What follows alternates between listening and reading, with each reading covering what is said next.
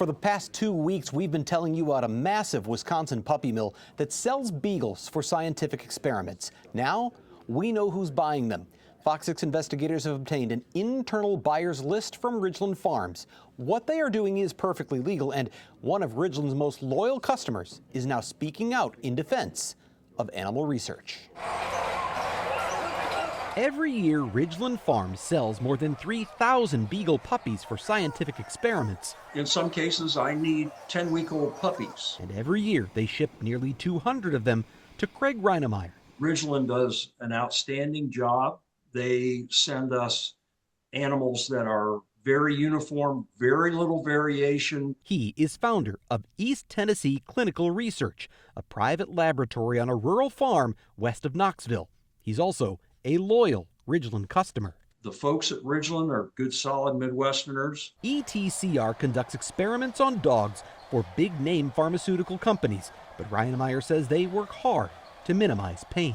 The average dog going into the vet clinic for a neuter, a spay, or a castration undergoes a hell of a lot more pain, trauma, distress than any of our research animals ever do. I think it's odd that he would want to announce to the world just how low his standards are. Rebecca Robinson is president of Dane for Dogs, the group that exposed painful eye surgeries and vocal cord removals performed on Ridglan puppies by non-veterinarians without anesthesia. If he's pleased that that's how the dogs are being treated at Ridglan Farms, then I think we have concerns about how the dogs are being treated at his facility too. There have been no allegations of animal mistreatment at ETCR, and Reinemeyer bristles at critics who call animal research torture. And that I am willing to stick red-hot needles in puppies' eyeballs if somebody will pay me enough money.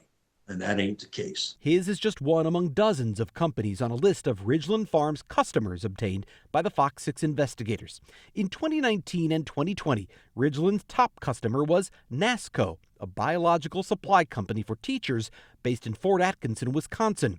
Number 2, TRS Labs, a research and development company in Athens, Georgia. And number 3, the Illinois Institute of Technology in Chicago, which relies on federal taxpayer funding for experiments like forcing beagle puppies to inhale toxic levels of experimental drugs. We reached out to all of the top 10 buyers, but ETCR was the only one to respond. Because people just don't know what we do. Reinemeyer says he wants to change public perception of dog experimentation. They think we're just the wild, wild west. We're out here doing whatever we want to do, and they don't realize how heavily regulated this industry is. In addition to routine inspections by the USDA, every animal research laboratory is required to establish an institutional animal care and use committee.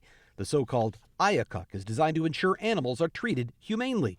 But critics say the committees are commonly staffed by insiders. IACUCs are the definition of the fox guarding the hen house. At ETCR, the principal researcher is Craig Reinemeyer, while the chair of the IACUC is the company's president, Bree Reinemeyer, his daughter. You know, this is not a rubber stamp committee. They ask us a lot of tough questions. At Ridglan Farms, 4 of the 5 committee members work for the company. They are writing their own regulations. They are enforcing their own regulations. An attorney for Ridglan Farms says their IACUC includes at least 1 veterinarian, 1 practicing scientist, 1 non-scientist, and 1 member of the public, enough to satisfy federal requirements.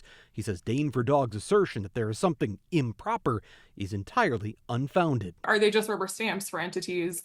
I do absolutely think that it is a conflict of interest. Amy Van Artsen is co-founder of the Marty Project, which advocates for alternatives to animal research. And I would argue if they're not actively, doing things to be part of the solution, they are part of the problem. For years, the Food and Drug Administration required drugs to be tested in animals before human trials could begin. But in 2022, Congress passed a new law allowing for non-animal alternatives. I think the notion of being able to do everything that I do in a petri dish, quite frankly, is bullshit. Okay? Wow. I think that the novel term methods are so much more than doing things in petri dishes. Despite the new law, FDA has yet to establish new rules. I actually see the FDA as being the root of the problem. And that means animal tests will continue for the foreseeable future, and Reinemeyer plans to keep buying dogs from Ridglan Farms. We understand each other. And I know they're in a tough business. They know I'm in a tough business. I don't like to see them going through this kind of pain.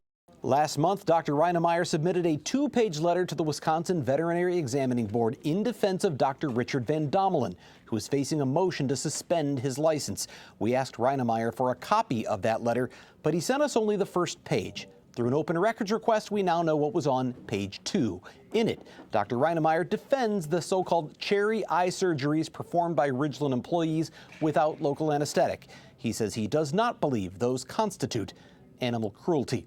A special prosecutor is still investigating to determine if criminal charges are warranted. Brian Polson, FOX6 Investigators.